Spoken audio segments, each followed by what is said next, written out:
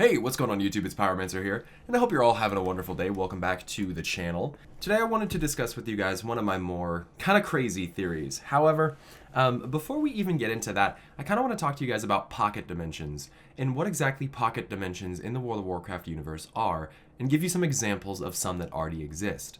So pocket dimensions are essentially think of it as like a dome dimension inside of another planetary body. So when the Titans came to Azeroth, and they wanted to imprison up the unruly elements. They built these elemental planes as we know them today, like Deepholm, Skywall, the Abyssal Maw, and the Firelands. And basically, these are small dimensions that are actually somehow placed inside of Azeroth. Now, it could very well be that they're just in like a twisting nether variant of Azeroth, kind of inside, if that makes sense. We don't know exactly how they're built, however, they're used to basically imprison the elements so that they can never escape. However, sometimes, as we see with the Maelstrom, there can be openings, like the Abyssal Breach, that can allow us to access the elemental planes, and it can allow the elements to get out of the elemental planes.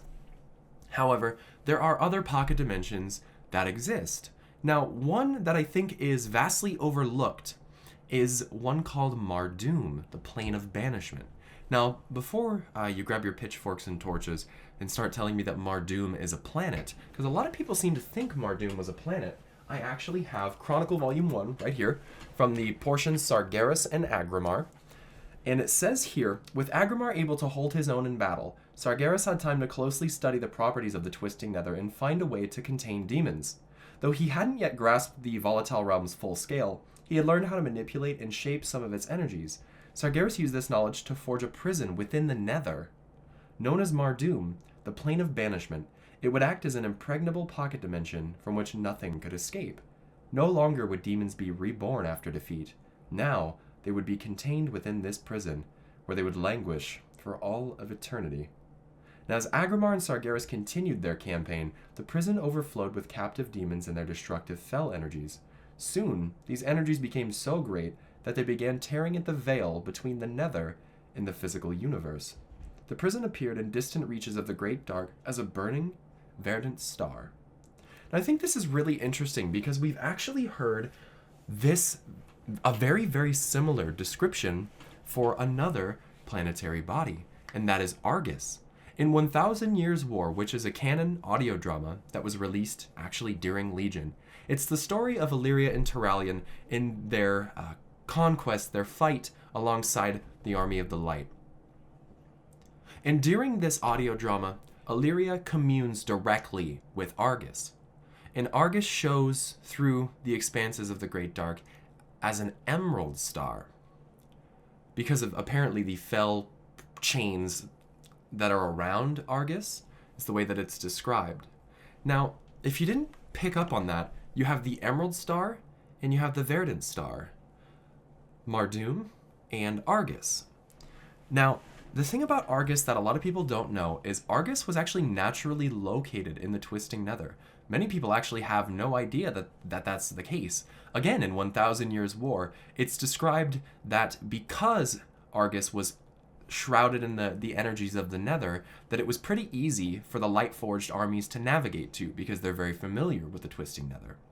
I found this to be very interesting because now we have Mardum, a Plane of Banishment, which is the verdant star, the green star. And then you have Argus, which is also in the Nether, the emerald star. And I had to wonder, if Mardum was a pocket dimension, it would have to be inside of a planet, because that's the entire concept of a pocket dimension. It's the same thing we saw with the elementals. And then it kind of hit me, and I'd like to know your guys' thoughts on this. What if Mardum, the Plane of Banishment, the prison of the demons, was actually inside of Argus? Now, before you go crazy, let me explain why I think that. Well, one of the first things that we can ask is, how exactly was Sargeras able to bind the souls of the demons inside of Mardum? How was he able to actually do that? How, even with their fell powers, they weren't able to tear through that veil and escape? Only their energies, every once in a while, would tear through the veil and kind of warp reality. One thing that I've always questioned is, if Sargeras didn't know that killing demons in the Nether at the time would actually just permanently kill them. I wonder if he had some other means of actually binding their souls, because I'm just trying to think, even if they killed themselves, even if they killed each other inside that prison, they still couldn't escape. Like, their souls were bound there. But how did Sargeras manage to do that? Well, it would make sense that if Mardum was inside of Argus, the planet, and Argus the Titan was actually the reason why the souls of the demons couldn't escape, then that could very well explain pretty much the entire thing with the demons and Sargeras. One thing that I also want to throw out there, and this is completely a long shot, obviously, but I noticed that the Draenei look a little strange. What do I mean by that? Well, the Draenei are, people call them space goats, right? Why? Because they have hooves, they have horns. But there are other creatures in the game that also have hooves and horns. Obviously the Tauren, not referring to them. But there's also demons, Nathrezim, Doomguards.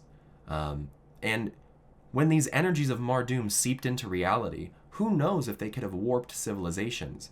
Now, part of me thinks that perhaps the Draenei were created on Argus, on the outside of Argus essentially, in order to try to basically excise the demons from within, maybe change them, maybe warp them in some way. Maybe the presence of the light around Argus was supposed to have some type of effect on the demons inside, especially if the Titans, as stated in Chronicle, are actually a creation of the light directly. Now, with all this being said, like I said, they have horns and they have hooves. They're also incredibly advanced, and even more so than the Kaldorei, the peak of the Night Elven Empire. They're even more advanced than them, and they were using the Well of Eternity. So I'm wondering if Fel is just really super powered, unstable, dangerous arcane energy. Could that, mixed with the influence of the light, with the Naru and things like that, do you guys think that that could have led to why the Draenei are so intelligent? Why they're able to traverse space, even way more intelligent than the Kaldorei Empire, who was pretty much the peak race of intelligence on our planet as far as we know? I just kind of wanted to throw this idea out to you guys. I'm not necessarily, like I said, I'm not trying to convince you that it's necessarily true. I just wanted to kind of throw this out there and see what you guys thought, because I thought it was really weird that Argus and Mardum are in the Nether. They're both showing up as green stars. Sargeras found a way to bind the souls of the demons within Mardum, which I think he used Argus for. Now, a lot of people are going to say, well, they didn't know about Argus. I call BS. The reason that I say this is Argus is based off of a Greek mythological giant called Argus Panoptes. And at the will of Zeus, aka Amenthul, Hermes came and put Argus to sleep. I think that's interesting because in 1000 Years' War, Argus shows Illyria that, from what he can remember, he was energy traveling the universe.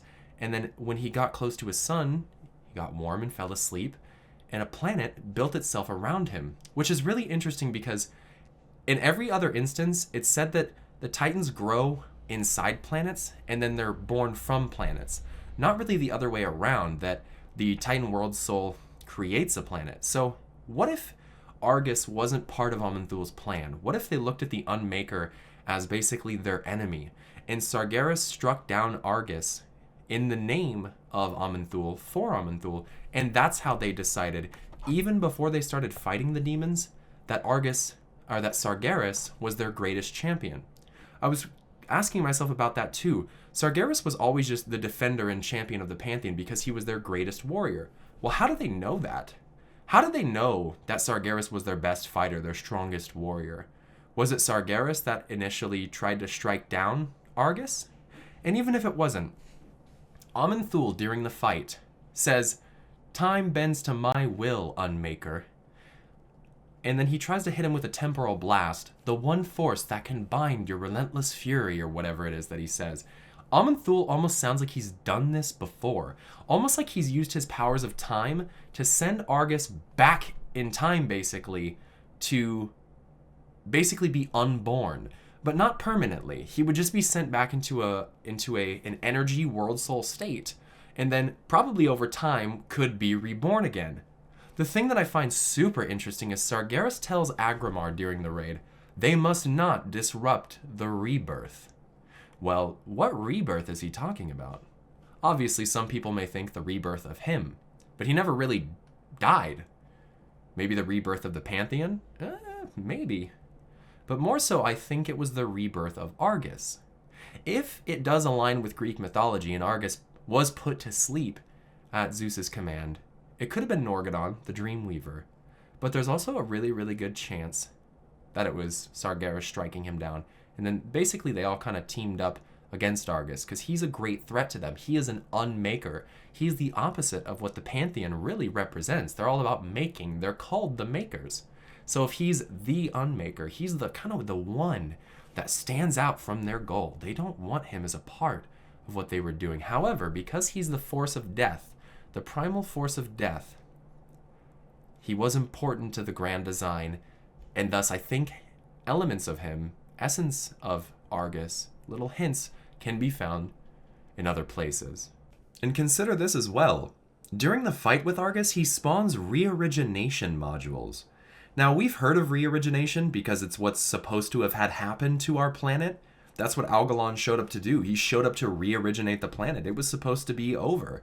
They pretty much called it, and they were going to reactivate this. Now, I start to wonder if Argus is the unmaker rather than the maker. If you're going to re-originate a planet, reset everything on it, you would probably want to use the powers of Argus, the powers of unmaking, the powers of uncreation, powers of death, the powers of re-origination to do so. Could that suggest that the power of Argus was actually harnessed by the other Titans in order to create the power of re-origination on the planet of Azeroth? Who knows? But he has several different abilities that talk about, not necessarily talk about, but refer to re-origination. So that's something that you should definitely consider as well. Just look at Argus. One thing that's always kind of messed me up about the planet is that it doesn't look like it was bathed in fel fire from the outside. Argus kind of looks like it exploded with fel from the inside. And if that's where Mardum was, when Sargeras went back and unleashed the powers of Mardum, that could have actually been when he first contacted the Draenei. So think of it this way. Because in Chronicle, it doesn't really explain the timeline that well. Let's pretend that Mardum was inside Argus. So Sargeras journeys back to the prison that he built, his broken world, which is what he calls Argus, Rise, my broken world. Which I just think is super interesting. It sounds like Sargeras made it. So Sargeras comes back. He's in his regular form still because he hasn't absorbed the powers of Mardum. This is what we're seeing in Makari when he's talking to Velen, KJ, and Archimonde. Now, I initially thought maybe Sargeras had disguised himself, but did he really, or was he just not fel yet? Was that really how Sargeras was appearing to them? He basically came to them and said, look, I can give you incredible power if you join me. I promise you. So here's your option. Join me or don't. And KJ and Archimonde were like, hell yeah, let's do it. They bought into it. But Velen was like, I don't know about that. That seems a little sketchy. So Sargeras shows up, rips asunder Mardum. The fel energies rush out, altering Kil'jaeden and Archimonde. The demons start running across the world, which is why we see the Eridar fighting demons as they're trying to escape, thus becoming Draenei. So this kind of all happened at the same time. Sargeras shows up, he absorbs the powers, he lets out the demons, he takes over Argus, the entire planet. But I just always thought it was interesting that Sargeras gave them a chance. Sargeras needed someone to help him lead this army, otherwise he wasn't going to be able to control it. So before you make your army and then recruit your commanders, why don't you recruit your commanders and then release the army? You're pretty much doing it all at the same time. He gets KJ and Archimonde on his side, and then as soon as he's ready, he's like, okay, I got my commanders. Let's do this shit. He shows up, like I said, rips it asunder, and then the rest is history. And just because I know I'm going to get this as an argument of Pyro, if this was true, why is Mardum floating in the Nether? Well, the same reason that all sorts of different pieces of Argus are floating in the Nether. With the explosion, with what happened, you don't know how far certain pieces of this prison got ejected out into space. Mardum is just a floating rock in space. It's not part of a world. There's no world that it seems to be a part of. There's some other fell burned worlds nearby, but they're clearly not shattered. We don't even know where the other remains of Mardum are. Mardum as a prison now is just floating in the nether. Now we'll talk more about that in the future. In the next video, I'm going to talk to you guys about the significance of what happened on the Seat of the Pantheon, what I think the unnoticed victory was, and what I think will maybe be happening because of that moving into the future. If you're new to my channel, thank you so much for coming. Make sure you subscribe if you like this type of content. I do videos, usually 3 to 5 times a week, and I would love to have you as a part of that. If you guys don't know, I do have a Twitter and a Twitch page, which you can find links to down in the description below. And I do have a Patreon. I'm full-time here on YouTube, and I appreciate all the help over there. And a special shout-out to my patrons. I don't ever thank you guys in videos. Thank you guys so much, all of you. I have about 54, 55, maybe even 58 patrons, something like that. And you guys are incredible. You guys help me so much. Thank you, thank you, thank you. You guys are definitely something special. So with that, you guys, I love and appreciate you very much. Until next time, you stay awesome, and I'll see you guys later. Peace.